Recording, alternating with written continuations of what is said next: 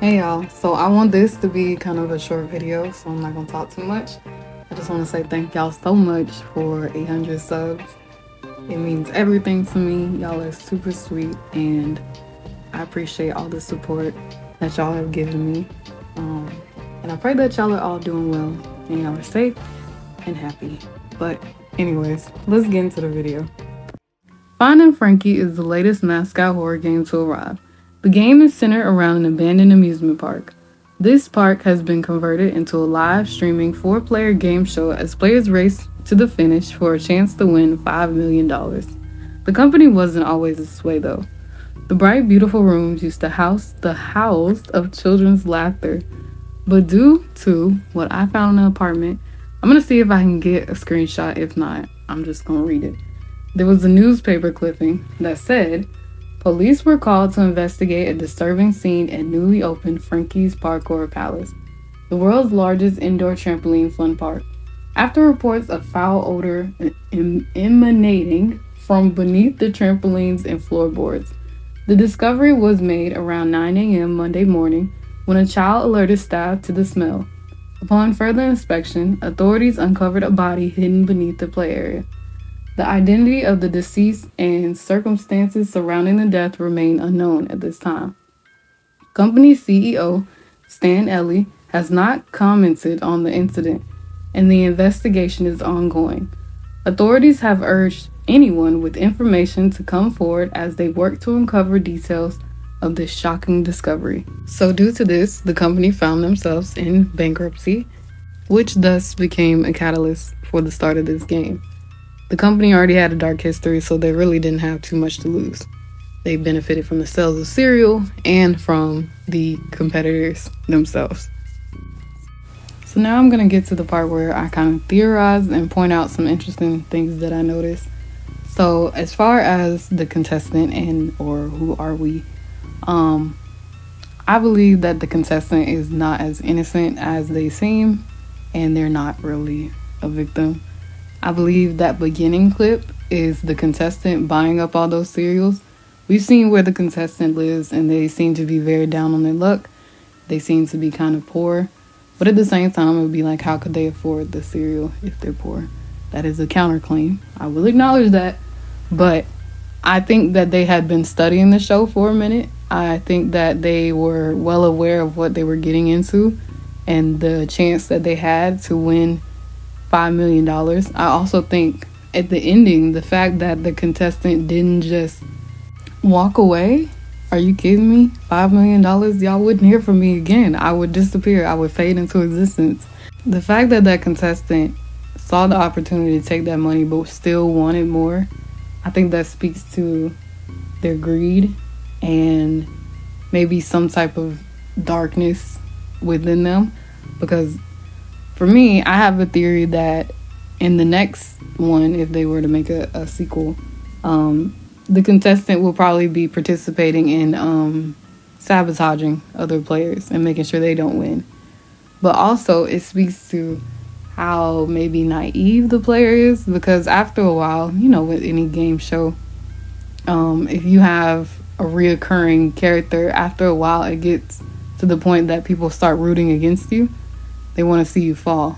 So they may be rooting for the contestant now, but eventually the contestant is going to become no more than a plot device. Essentially, the contestant is like a pawn, and they will use them however they see fit, which doesn't benefit them at all versus just walking away and taking the money. So that's my thoughts on the contestant. I've also seen that some people have argued that that isn't the contestant we start with. Some people say that it's actually the fourth contestant. And if you look at some videos where they kind of break the game a bit, they say that the contestant ran back into the room and they were able to escape Frankie. I don't know. I don't know if I believe that or not, because they also say that our contestant died in the hexa game, and that is a possibility. That's a possibility, but And they said that they died in the incinerator, basically. But I don't think that's it. I think that contestant died in the beginning. I'm pretty sure Frankie knows how to open up a door and go in there and just eat them up. So I kind of don't believe that one. I think that our contestant survived somehow and maybe fell on the rails and climbed their way back up that way somehow. And if you listen on the radio, it also said that 3 bodies were found. So I get how people could come up with that because of what the board said, but I don't think that that's a different character. I think this is the same character we've been playing with the whole time. Now I have another theory about the dead bodies. So we heard that most contestants usually only survive. What? Survive? Is that a hard word to say? Is it? No. Most only survive seconds and few only survive minutes. So I think that those dead bodies that were hung up, I even said something about this in my gameplay. I'm like, why are these bodies just like hanging from the ceiling? It's a bit much. How did they even get up there? I think going based off what they said, that most contestants don't even live that long. And the fact that most of them probably wouldn't have made it that far, they put those bodies there on purpose to just deter characters. Because I was seeing, I think I saw bodies in the area with the frozen, I forget what it's called, I'm sorry y'all. The area with the frozen gameplay where you're climbing up and it literally looks like Fall Guys.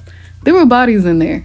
And players wouldn't have made it that far if they die in seconds. So either one, they're lying and players do make it a bit farther than they're leading on.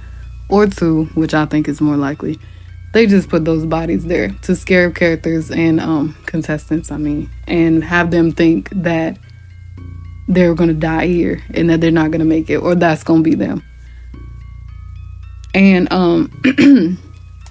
excuse me, I've noticed that if you look at the play area, what are you saying? The starting area, there's no blood there. Even though if most people die within seconds, and if Frankie does that every time they play, that area should be covered in blood because that's where most people die. So they purposely clean that area so that contestants don't get deterred in the beginning. Because imagine you come out that door and the first thing you see is a pile of dead bodies and blood. You'd be like, all right, never mind. I'm gonna go home. It's been fun. It's been real. $5 million ain't really that much money. So that's how they don't want people acting like that. They want you to go in and run as fast as you can straight into Frankie's mouth. So that's my theory on the dead bodies. I think they were purposely put there to get people scared. I'm trying my best, y'all. I'm actually dehydrated. I need to drink some water. Now, there's also the question of the secret room. I was a little underwhelmed when I went into the secret room. I was expecting something a bit bigger, I will say. But I think that maybe it's a storage for, assuming this is a theory, I assume that they put the spirits of people, kind of like Poppy Playtime, I think they put them into the bodies. So perhaps that is where they do their experimentations and where they do all of that type stuff, and they just have those bodies ready, and they I'm coming with I'm coming up with a theory as I'm talking to y'all. What if certain contestants, maybe contestants that have more vigor, get put into the mascots, and that's why they just have them there? And if you prove yourself to be a contestant who is very able, you get put into a mascot. I don't know. I don't know. But I think that's what that's for, because besides that, there's really not too much going on in there, and you just get to see the animatronics up close. But of course, with this company, there's got to be more to it. So that's my thoughts on the secret room. It's just a storage room and a lab of some sorts for experimentation. Okay, and my other theory, if you look at the chat, because there's a live stream. I have to slow that down. I was about to say live screen. There's a live stream where you can see someone says, "I know you can hear me. Where's my brother?" Now, that goes kind of back to my theory in the beginning. Or not theory. I don't know if that's a theory. It hasn't exactly been proven, but if you're breaking the game and all that stuff, you get to see little hints. So, and I'm also going to leave a link to where I'm getting my evidence from. But it's likely that that is the previous owner of the company's brother. And now, where is the brother?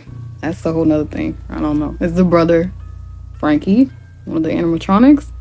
Is he one of the contestants? Who's to say? I don't know that quite yet, but maybe I'll do. If you have a theory on that, let me know. But yeah, so that's what I have for that. And I'm also going to show y'all some interesting, just like fun facts. I feel so silly. I'm gonna tell y'all some interesting fun facts that I've found about the show and the characters now.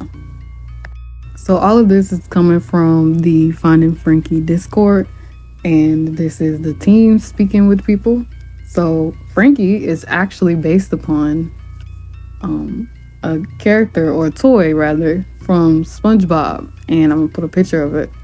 And yeah, I think that's so silly that they got inspiration from there, but at the same time, I absolutely love SpongeBob, so that's really cool. Now, another thing, someone asked, also, I have a question, if you don't mind answering.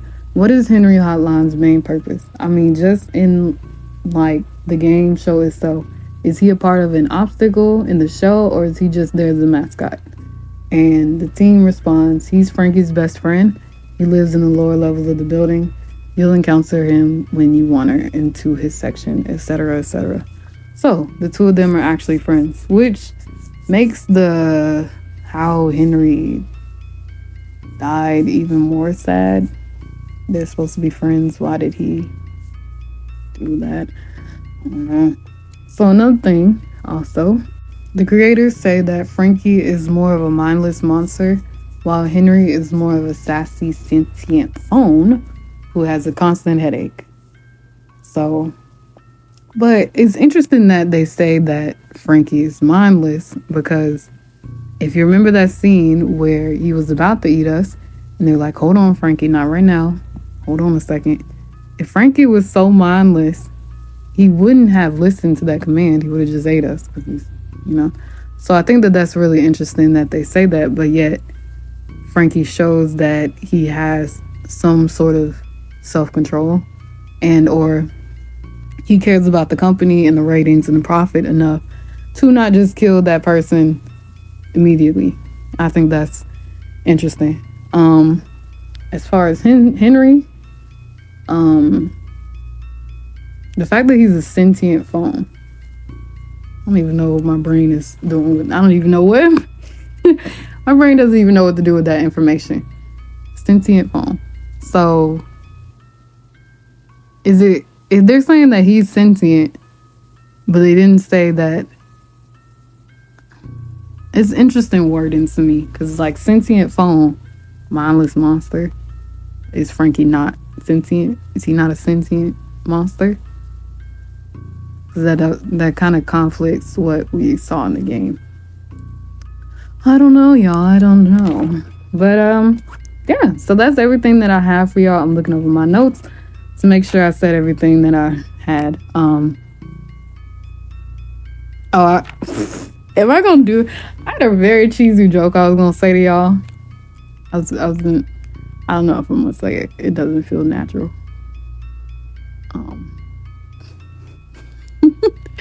I'm not gonna say it, but it was something along the lines of this company is truly full of serial killers. Yeah. Anyways, thank y'all so much for watching. It's truly been a blessing to be with y'all. I'm glad to still be here. I'm glad to share my opinions with y'all. I'm glad that y'all even care, because sometimes I don't even know what I'm talking about. It's really all a blessing. And I'll say it, like I said before, I pray over this channel and I pray for y'all. So I really hope that y'all are doing well. And I thank y'all for taking out the time to watch this. I really appreciate it. Everything that y'all do, likes, comments, subscribes, everything is very much appreciated. And I don't take any of this for granted. So I thank y'all so much. And I gotta say the thing. It's been very sweet hanging out with y'all. Something about this end part is where I get the most chaotic. I don't know what it is. But I'm so serious, y'all. I thank y'all so much. And I really hope that y'all are doing okay. I know times are rough night right now. There's a lot going on everywhere. But I really hope that y'all just take care of yourself. And take care of the ones around you. Because that's really all we can do. You know, just try to be the best person we can be. And lend a hand when we can. Because it's very easy to get selfish during these times. Money is tight for everybody. Money is tight for me, for sure. But I always want to help people. So I hope that you all will do the same. But I thank y'all so much. If you can, please like, subscribe, comment, and do all the wonderful things you can to help my beautiful channel grow. I would greatly appreciate it. But other than that, y'all, I'm going to say it again. It's been very sweet hanging out with y'all. And I'll see y'all in my next video. I think that my next video, I already have an idea. It's gonna be so off-brand. Cause I like cartoons, y'all. I like cartoons, and I'm getting back into anime, and I really want to talk about those things. Cause I like I like talking about those things, and it makes me happy. So I want to do that, and I hope it resonates with y'all, and maybe we have some common interests. But yeah, so that's what I'm thinking about my next video. I'm gonna talk about an anime that I'm really interested in now, and hopefully y'all like it. But all right, y'all, if you stay to this part, I love you, and I really appreciate it. I know I'm yapping y'all ear off, so I will let you go, but I hope that y'all stay sweet, safe, and kind, and keep being the amazing people that I know that you are. All right? I'll see you later.